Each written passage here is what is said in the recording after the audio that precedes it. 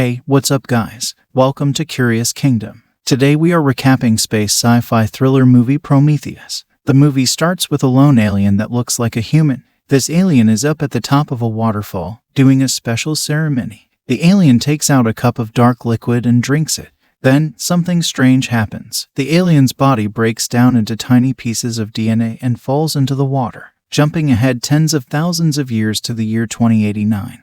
There are two archaeologists from Earth, Dr. Elizabeth Shaw and Dr. Charlie Holloway. They're exploring a cave in Scotland. Inside the cave, they find an ancient marking that they call a star map. This star map amazes them and makes them curious. They think it's like an invitation from the engineers, these advanced beings who helped create humans, to come find them. A spaceship called the Prometheus is ready for a special mission. This spaceship is super advanced, and its crew is heading to find the engineers using the star map Shaw and Holloway found. A guy named Peter Wayland, who runs Wayland Industries, is paying for this whole thing. His daughter, Meredith Vickers, is in charge of the mission. There's also an android named David who watches over the crew. The crew, including Shaw and Holloway, sleep in special pods while the ship travels through space. They're woken up 2 years later when they reach their destination, a place called LV-223. The crew has experts in all sorts of science and technology. David helps everyone wake up, and they all gather for the first time in 2 years. Captain Janik is setting up a Christmas tree on the ship. During a meeting, Wayland talks to the crew and introduces David as his son who will never get old or die. Shaw and Holloway explain what they've found: ancient pictures of people worshipping big beings in the sky. They've used these pictures to find the engineer's home, which they think is on LV-223. Some of the crew aren't so sure about Shaw and Holloway's theory, especially considering what history has taught us about the beginning of humans. But Shaw is confident in their research. Later, David gets Shaw and Holloway to meet with Vickers. She has doubts about whether the engineers even exist, and she shares her concerns with them. However, she's clear that contacting the engineers is off limits unless she agrees. The captain of the Prometheus, Janik, announces that they're landing, and the crew gets ready. Ford, the ship's medic, checks out the makeup of LV-223. She figures out that there's not enough oxygen there, and you'd be dead within 2 minutes without a suit. They land in a desolate, mountainous spot. The survey team gets suited up for their exploration.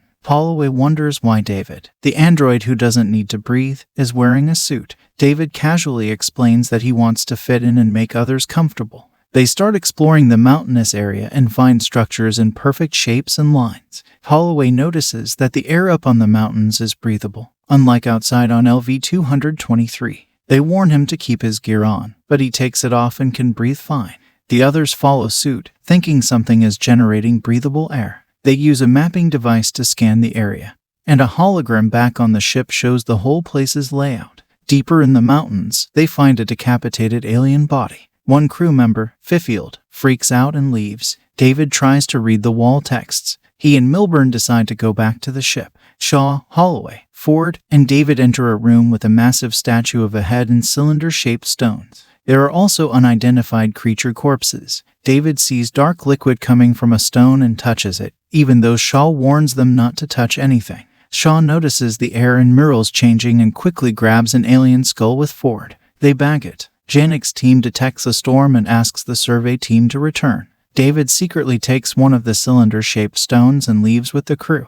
They rush back to the Prometheus as the storm chases them. Shaw gets caught in the storm while trying to save the fallen humanoid head, but Holloway and David come to help her. The survey team makes it back, but Milburn and Fifield get lost on their way back to the ship. Janik detects a new life form in the mountains and tells Milburn and Fifield, who try to locate it following his directions, but they don't find anything. With no other choice, Janik tells them to stay in their suits and wait for the storm to pass. Back on the Prometheus, Shaw and Ford examine the alien head and realize it's a helmet, not a skull. With David's help, they lift the helmet and find a real head inside. Shaw gets excited, thinking it belongs to an engineer. Ford makes a cut, and the head starts showing signs of life. It leaks the same black liquid as the cylinder-shaped stone and gives off a strange smell, so they contain it. Shaw wants to keep studying it, and she tells Ford to gather more samples. David uses advanced headgear to briefly communicate with Wayland.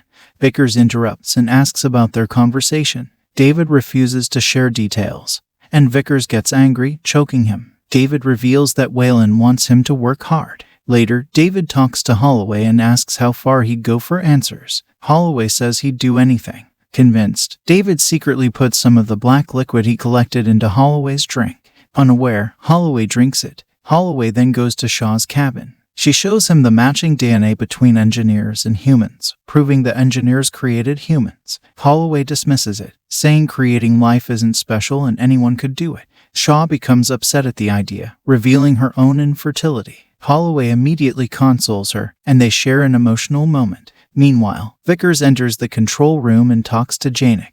Due to her distant demeanor, Janek jokingly asks if she's a robot. Vickers invites him to her room, leaving the control room empty. Inside the mountainous structure, Milburn and Fifield find the room with the cylinder-shaped stones. A dark fluid is leaking quickly from the stones as they explore. A snake-like creature approaches them slowly. They try to contact the control room but get no response, not even from Janek.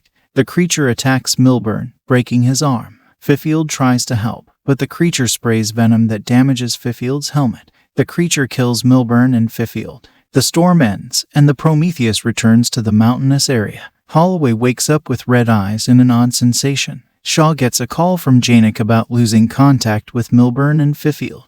They head back to the mountains to find them. Janek instructs David to track the life form he detected earlier. Vickers asks David to share his feed with her, so she can see inside remotely. David finds the crew's mapping device stuck at a door. He opens it, revealing the heart of the mountain, which turns out to be the engineer's ship. He disconnects from Vickers, upsetting her. David studies the ship and learns from a hologram that the ship is set for Earth as its destination. The hologram ends, and he sees a chamber with a living engineer in stasis. Janek and the survey team continue searching for Milburn and Fifield. They return to the room with the cylinder stones and see the black liquid flowing out. They find Milburn's body, and Ford examines it. Suddenly, Holloway collapses, his eyes getting worse and an infection suspected. Shaw urgently calls Janek's attention to treat Holloway. Just then, the snake-like creature within Milburn resurfaces, killing one of the crew members before escaping. Shaw stops the search for Fifield and Milburn, asking Vickers to send a medical team. The black liquid continues to spread in Holloway's body, and he struggles inside his suit. The survey team stops near the ship's back door. Janek wants to open the door, but Vickers disagrees. She wears her protective suit and grabs a flamethrower. She tells the team that Holloway can't come back on board due to his dangerous condition. Janek argues, insisting Holloway needs treatment, but Vickers stands her ground. She orders everyone except Holloway back on the ship. Shaw pleads with Vickers, but it's in vain. Holloway accepts Vickers' decision and says goodbye to Shaw. He lets Vickers burn him alive, and Shaw watches in horror before fainting. She wakes up on a table, where David applies a quarantine procedure. After a quick checkup, David tells Shaw she's 3 months pregnant.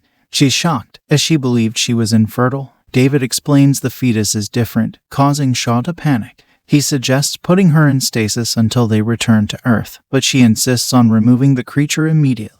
David reveals that there's no one on the ship capable of performing the surgery. Shaw's pain intensifies, and she yells in agony. David tranquilizes her, and Ford arrives to put her in stasis. As the tranquilizer wears off, Shaw resists, heading to the ship's medical pod to perform surgery on herself. She enters the pod as the creature inside her starts moving. The medical pod begins an automated surgery, cutting her abdomen open to reveal a squid-like creature. The surgery successfully removes the creature and stitches her up. Shaw quickly leaves the room, locking the creature in the medical pod. Meanwhile, Janek communicates with the crew after finding Fifield's monitor. They locate Fifield, who has been mutated by the black liquid, just outside the ship. When they open the back door, mutated Fifield attacks and kills several crew members. Janek uses a flamethrower and a military vehicle to kill the mutated Fifield, along with other crew members. Meanwhile, Shaw stumbles upon a room and finds Wayland and his team. She discovers that Wayland has been in stasis and joined the Prometheus mission.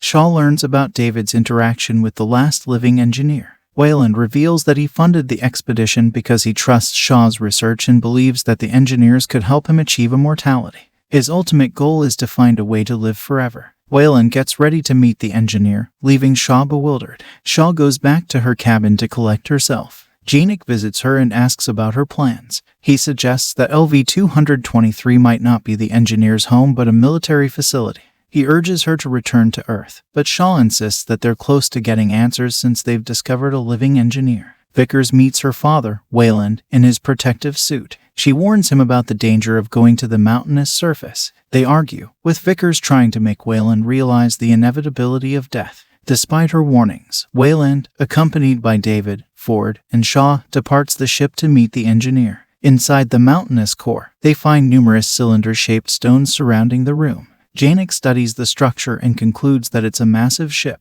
David is amazed by the ship's mechanics and leads them to their destination. They wake the last living engineer from stasis, and the crew bombards him with questions. Using the engineer's language, David addresses Wayland's inquiry about immortality. Suddenly, the engineer beheads David, separating his head from his body. They all watch in shock as the engineer attacks. He throws Ford, killing her instantly, and then takes out Wayland and the rest of the crew except for Dr. Shaw, who barely manages to escape. David is still functional but beside the lifeless Wayland. He bids farewell to his creator, considering him his father. Vickers observes the events from the ship and decides to abort the mission. Janek follows her lead and prepares the Prometheus for the journey back to Earth. Meanwhile, the engineer revives the spacecraft and continues its mission toward Earth, with David's still functional head watching. The spacecraft's reactivation throws Shaw outside, and she rushes toward the Prometheus. She informs the crew of the engineer's plan to release the dangerous dark liquid on Earth. After everything she's witnessed, Shaw believes the engineers intend to wipe out humanity with this substance. She pleads with Janek to stop the engineer. Janek is torn between Shaw's plea and Vickers' order to leave immediately. He ultimately decides to listen to Shaw and sacrifices his life for the sake of Earth. He readies the escape pod for Vickers and the crew members who choose to join him. Vickers heads for the escape pod while Janek and the pilots use Prometheus as a makeshift missile. The Prometheus crashes into the engineer's spacecraft, causing a massive explosion and a crash to the ground. Shaw and Vickers witness the collision, trying to escape the falling debris. Vickers is crushed by the spacecraft, and Shaw becomes the sole human survivor from the Prometheus crew. However, Shaw struggles to breathe due to her damaged spacesuit. She reaches a lifeboat, stabilizing her breathing inside. In the lifeboat, she finds her rapidly growing squid-like offspring. David's operative head communicates with Shaw, warning her about the engineer's approach. He tells her to leave the lifeboat. Suddenly, the engineer arrives and forcefully opens the lifeboat's door. The engineer attacks Shaw, prompting her to release her squid-like offspring. The squid grabs the engineer's throat, restraining him while Shaw escapes the lifeboat wearing a functional spacesuit. She lies on the ground, gazing at the sky with a mix of pain and despair due to the mission's failure. Eventually, David reaches out to Shaw, asking for her help in recovering his remains. Though hesitant, Shaw agrees when David proposes a way to leave LV-223. She returns to the alien spacecraft and retrieves David's remains. As they discuss a potential route back to Earth, Shaw interrupts David. Instead of returning, she's determined to continue their mission and seek answers by reaching the engineer's homeworld. United, Shaw and David leave LV-223 in a new ship piloted by David. The movie concludes with Shaw recording a final report aboard the ship Prometheus on New Year's Day. She communicates that she's the sole survivor of Prometheus and is continuing her quest to find the engineers. Shaw informs that the ship and the entire crew are lost, cautioning against any attempts to reach LV-223. Meanwhile, inside the lifeboat, an alien creature emerges from the engineer, hinting at the potential for another encounter between humans and these alien beings. That's all for today, folks. Like, share, and subscribe for more such content. Curious Knight signing off. Stay safe, stay curious.